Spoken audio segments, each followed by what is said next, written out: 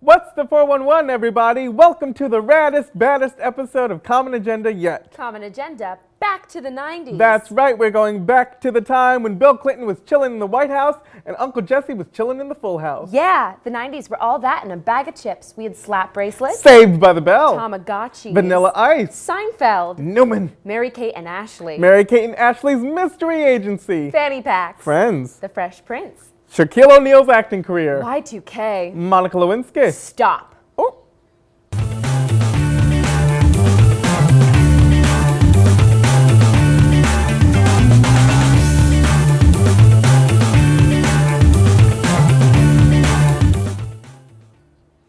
Oh, shnikes! What's up, home skillets? Welcome back to Common Agenda, back to the 90s. Did you know that Clueless was released in 1995? That movie deserves some serious snaps, am I right? Did you know that Bill Clinton played the saxophone and had an affair with his intern? Rad! That was something that was in the news. Yeah, that scandal was all that in a bag of Dunkaroos. You'd think that news would just stop after peaking in the 90s, but news is being made every day. So here are 4 fresh news stories.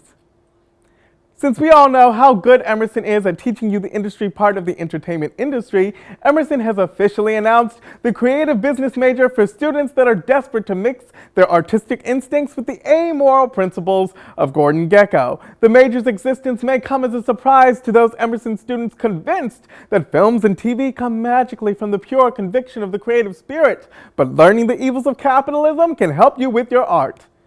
Emerson faculty member Lenny Manzo is making short films about coffee and how it relates to community. It reflects on Emerson's lack of activity in the last few weeks that we are reporting on it over anything else. But think about it. Think about how necessary coffee is in your life. I know I would be a high school dropout, sleeping in a box and ranting about the real ending of 10 Things I Hate About You to passing strangers with small children if it wasn't for the boost that I get from my daily dose of caffeine. Thank you, Depa. We don't take enough time to thank coffee for holding our community together. Alumnus, Emerson, Los Angeles faculty member, and filmmaker Julian Higgins may do the one thing that could possibly cause him to lose all credibility as an artist in the eyes of your average Emerson student. Get nominated for an Oscar! Julian Higgins' film Winter Light was selected from 144 submitted shorts to be a finalist for the Academy Award for Best Live Action Short. To boot, IMDb's recently released early Oscar predictions by Keith Samanton, which has him winning. We would like to congratulate Julian on his achievement and making Emerson proud. We would also wish him the best of luck in convincing his more pretentious students that he's more than a corporate sellout. And now for the crime log. Last Saturday night, while you Emersonians were getting lit at some Film Kids fundraiser, Boylston Street was also getting lit in the fire way. There was an incident of arson reported early in the morning at 2 a.m. The only thing I can think of that would have led to this is a lighter mishap from a student taking a late night schmoke break. And now here's Julia Linger with Weekend in the Bean. Hey everyone, welcome to this week's edition of Weekend in the Bean. It's the holiday edition and we're going to see how the people of Boston celebrate the holidays. Hopefully we'll find a Santa or a Hanukkah Harry, so let's check it out.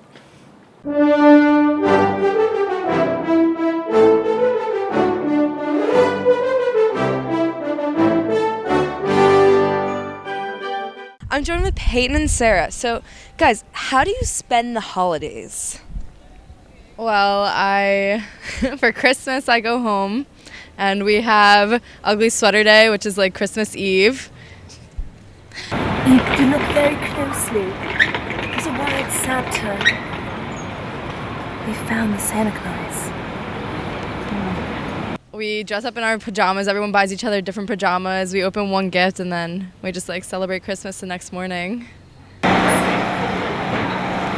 Well, there you have it, folks. On Christmas Eve, my stepmom has the 7 Fishes dinner, and then on Christmas I go to my uncle's house, and I eat a lot of food.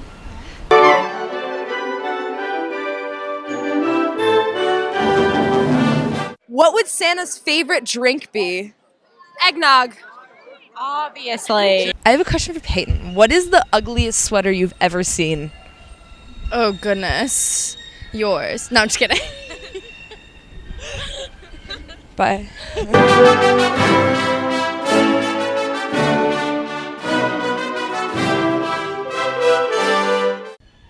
honest, I don't even know if it was on purpose to be ugly, but my teacher came in and she's like, guys, look at how great my sweater is. And it had like Santa Claus. It was just like so loud. And she was like, isn't it just great? And we're like, is it just like, we weren't sure if it was supposed to be an ugly sweater, but she was really proud of it. So. All right, so thank you guys so much for watching. Now we know how the people of Boston celebrate the holidays, and we even found a couple of Santas. So I think we definitely won today. Thanks for watching, guys. Our last installment of Weekend in the Bean. Hey everybody, I'm Kamala Zager, your AIM Studio correspondent, and today on Common Agenda we are joined by a very special guest, Tina Safford from EDC. How are you? I'm very well, thank you. Yeah, so I know that you're part of an amazing organization called EDC, but some people on campus may not know a lot about you guys. Can you explain what you guys do? Sure, so EDC is Emerson Dance Company. We're one of 2 dance companies on Emerson's campus. And this semester we had 60 students work every week on 14 different pieces that were performed in a showcase at the end of the semester. That's a lot of shows. Mm-hmm. What is your position on the board or the EDC community? This past semester I was the fundraising and outreach chair.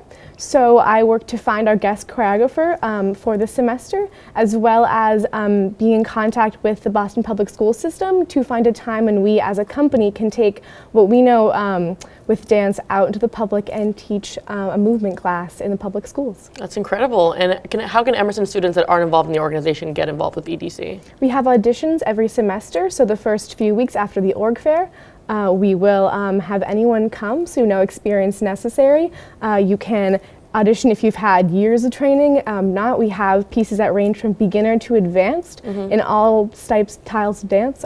So we have tap, hip hop, contemporary, modern, anything. Awesome. How did your guys' dance showcase go this semester? It went very well. We had 433 people come and see us in the Paramount Theater. We just had one show, so it was very successful. And how is the rehearsal process like for a show like that one?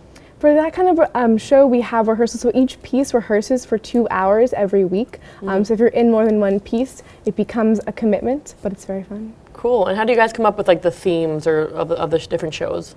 We look at all the pieces, so sometimes the pieces are a little darker, a little more emotional, so those turn into themes like gravity, and this semester we had a lot of fun pieces that were getting the dancers very happy, so it would be a fair because it's fun and festive. That's awesome. And do you guys have any exciting plans for next semester? Next semester we're working to look over our choreography applications, and we'll go from there. We'll have auditions at the beginning of next semester. Now, do you ever dance in the organization, or are you just part of the community outreach? I danced in the organization. I was in the showcase. I was in 5 pieces. It was really fun, and it ranged from being in hip-hop pieces that I'd never been in before, so I tried out new styles this semester. Yeah, I feel like that's the best part, that you can just try a bunch of different genres that maybe you've never danced in before. Absolutely. And now I know that when you say you have to sign up for the auditions, that's usually at the beginning of the semester. Do you guys also have a booth at the org fair that maybe incoming freshmen can check out? We do, absolutely. So a lot of our company this semester was incoming freshmen. It was really great to get them involved. Half of our company was freshmen. Okay, and these are also for people that want to dance, but there's also the possibility for someone that wants to choreograph or organize the dance itself? Absolutely. So they're all student choreographed except for the one, which is our guest choreographer. So if you want to choreograph, never choreographed before, you definitely can. And what do you think is the best part about EDC? The best part about EDC is meeting people from other majors.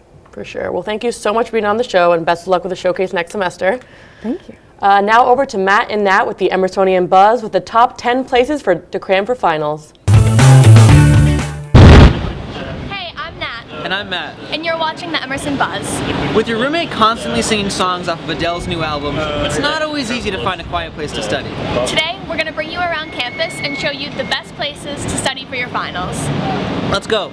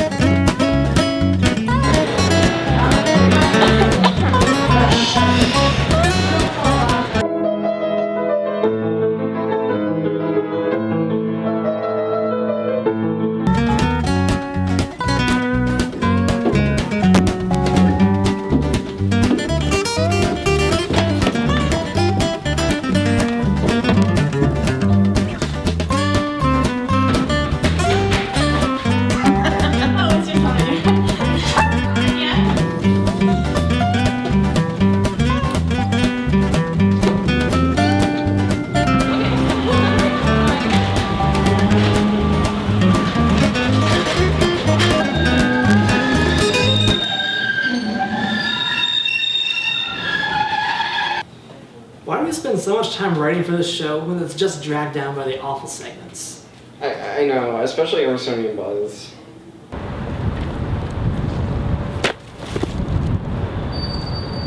Same. Well, hopefully we were able to offer some good places to study. Yeah, speaking of which, this is a pretty good place to study. Yeah, it is. Well, I gotta get back to studying. Yeah, I probably should too. I'm Matt. And I'm Nat. And this has been Emersonian Buzz. Now back to Common Agenda. Welcome back to Common Agenda, back to the 90s. You know, I bet the one upcoming event that you're dreading the most is final exams. But you know what they were dreading back in the 90s? Y2K. That's right.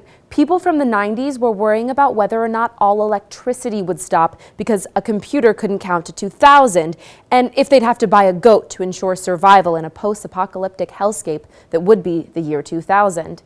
Luckily, that didn't happen, and much like Y2K, I'm confident your finals are going to go just fine. So here's some upcoming events that'll distract you from your potential impending academic doom. This Tuesday is the last bright light screening of the semester, and by golly, it's gonna be a good one.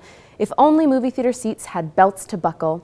Strap yourself in for Lost River. Directed by Ryan Gosling, Lost River is a dark fairy tale about love, family, and the fight for survival in the face of danger. So if you're looking for something thrilling to watch on Tuesday night, this bright light screening is going to have everything.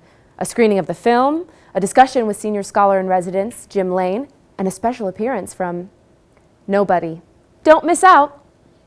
Today's cereal stinks. It's just bland, dry, and worst of all, healthy.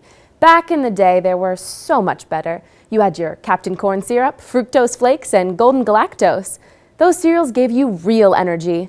I mean, sure, you crashed half an hour later, but that just meant it was time to eat more cereal. Relive your childhood with Wednesday's Cereal Break. Join off-campus student services from 9 to 11 in the campus center to chow down on a singular part of a balanced breakfast. Use that quick burst of energy to do some final studying, or be a real kid and spend your time keeping cereal junkie cartoons from their fix. Because we all know that this fix is for kids.